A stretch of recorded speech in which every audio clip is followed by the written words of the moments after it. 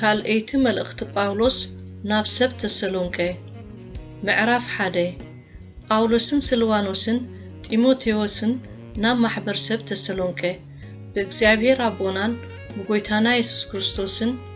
ካብ እግዚአብሔር አቦናን ካብ ጎይታና ኢየሱስ ክርስቶስን ጸጋን ሰላምን ይኹነልኩም አቱም አሕዋትና እምነትኩም አዝያ ስለዝዓበየት እታ ፍቅሪ ነፍስ ወከፍ ናይ ኩላትኩምን ኣብ ንሓድሕድኩም ስለዝዓዘዘት ቁኑዕ እዩ እሞ ብዛዕባኹም ኩሉ ሳዕና አምላኽ ከነመስግኖ ግቡእና እዩ እምበኣር ስንሕና ባዕልና ብትዕግስትኩምን እምነትኩምን በትጾርኩምዎ ኩሉ ስደትን ጸበባን በኣኻትኩም ኣብ ማሕበር አምላኽ ንምካሕ ኢና ነታ ብዛዕባኣ መከራ እትጸግቡ ዘለኹም መንግስቲ አምላኽ ብቑዓት ከንኩም ምእንቲ ክትቁጸሩ እዚ መከራኹም ግሉጽ ምልክት ናይቲ ቁኑዕ ፍርዲ አምላኽ እዩ በቲ ምግላጽ ጎይታና ኢየሱስ ካብ ሰማይ ምስ መላእኽቲ ስልጣኑ ንኣኻትኩም ጸይቡኩም ዘሎን ምሳና ዕረፍቲ ነቶም ዘይጽብቡልኩም ዘለውን ጸበባ ክፈዲ በአምላኽ ቁኑዕ እዩ እሞ ነቶም ንአምላኽ ዘይፈልጥዎን ንወንጌል ጎይታና ኢየሱስ ዘይእዘዝዎን ባህልሃልታ ሓዊሕነ ክፈድዮም እዩ እቲ ኣባኻትኩም ዝመስከርናያ ምስክር ተኣሚኑ እዩ እሞ ኢየሱስ በታ መዓልቲ እቲኣ ኣብ ቅዱሳኑ ክኸብርን ኣብቶም ዝኣመኑ ክግረምን ምስ መጸ ንሳቶም ብመቕጻዕቲ ናይ ዘለዓለም ጥፍኣት ካብ ቅኑ ጎይታና ክብሪ ስልጣኑን ርሒቖም ክቕጽዑ እዮም ከም መጠን ጸጋ አምላኽናን ጎይታና ኢየሱስ ክርስቶስን ስም ጎይታና ኢየሱስ ኣባኻትኩም ምእንቲ ክኸብር ንስኻትኩምን ብኡ ክትከብሩ አምላኽና ዘዛጽዋዕ እዚኣ ብቑዓት ምእንቲ ክቆጽረኩም ብሓይሊ እውን ኩሉ ሰናይ ስምረትን ግብሪ እምነትን ክፍጽም ብዛዕባኹም ኩሉ ሳዕ ንልምን ኣሎና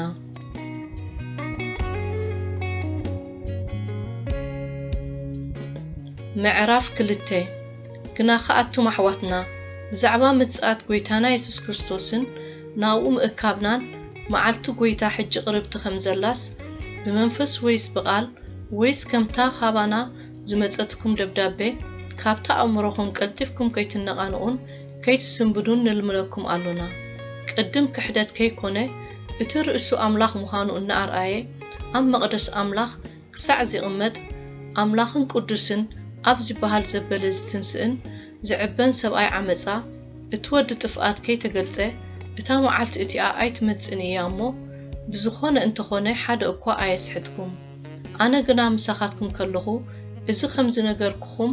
ኣይትዝክርዎን ዲኹም ንሱ በቲ ግዝያቱ ምእንቲ ክግለጽሲ እቲ ሕጂ ዝኽልክሎ ዘሎ ትፈልጦ ኣለኹም ምስጢር ምፍራስ ሕግስ እቲ ሕጂ ዝኽልክሎ ዘሎ ጥራይ ካብ ማእከል ክሳዕ ዝጽረግ ድሮ እኳ ይዓይ ኣሎ እቲ መፍረስ ሕጊ ድማ ሽዑ ክግለጽ እዩ ንኡ ጎይታና ኢየሱስ ብመንፈስ አፉ ገይሩ ከጥፍኦ ብምግላጽ ምጽኣቱን ከንቱ ክገብሮ እዩ እቶም ዝጠፍኡስ ንምድሓኖም ዝኸውን ፍቕሪ ሓቂ ስለ ዘይተቐበሉ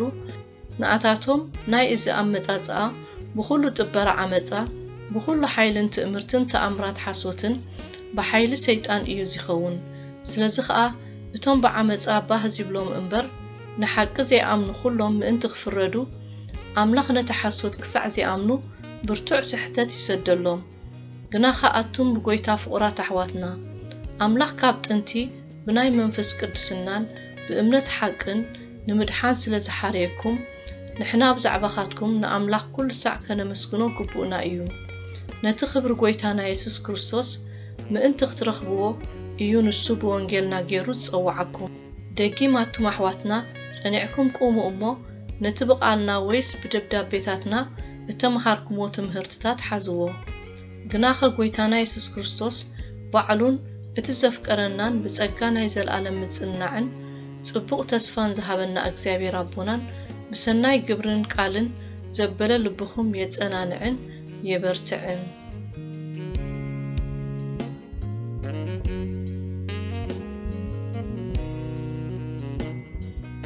ምዕራፍ 3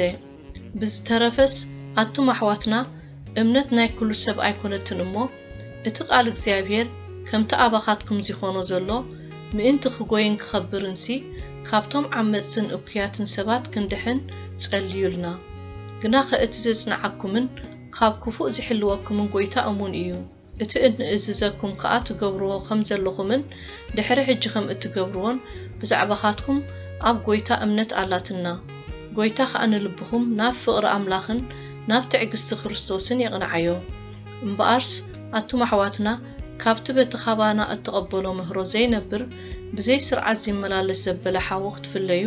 ብስም ጎይታና ኢየሱስ ክርስቶስ ንእዝዘኩም ኣሎና ኣብ ሓዲኹም እኳ ኸይንኽብድሲ ለይትን መዓልትን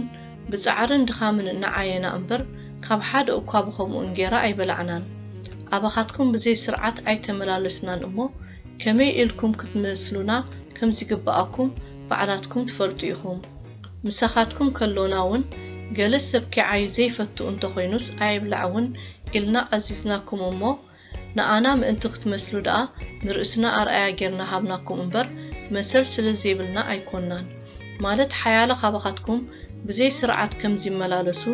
ዙረት እምበር ሓንቲ እኳ ከም ዘይዓዩ ንሰማዕ ኣሎና ነዞም ከምዚኣቶም ዘመሰሉ ብህድኣት እናዓየዩ እንጌሮኦም ኪበልዑ ብጎይታና ኢየሱስ ክርስቶስ ንእዝዞምን ንምዕዶምን ኣሎና ኣቱም ኣሕዋትና ንስኻትኩም ግና ሰናይ ንምግባር ኣይትሰልክዩ ሓደ እኳ በዛ ደብዳቤ እዚኣ እንብሎ ቃልና ዘይእዘዝ እንተሎ ምእንቲ ክሓፍርሲ ምስኡ ከይተሓብሩ ምልክት ክበሩሉ ግና ከም ሓው ደኣ መዓድዎ እምበር ከም ጸላኢ ኣይትቕፀርዎ እምበኣርስ ኣምላኽ ሰላም ባዕሉ ብኩሉ ወገን ኩሉ ሳዕ ሰላም ይሃብኩም ጎይታ ምስ ኩላትኩም ይኹን እዚ ሰላምታ እዚ ብኢደይ ብኢድ ጳውሎስ እዩ እዚ ኣብ ኩሉ ደብዳቤታተይ መፈለጥታ እዩ ከምዚ እየ ዝጽሕፍ ጸጋ ጎይታና ኢየሱስ ክርስቶስ ምስ ኩላትኩም ይኹን አሜን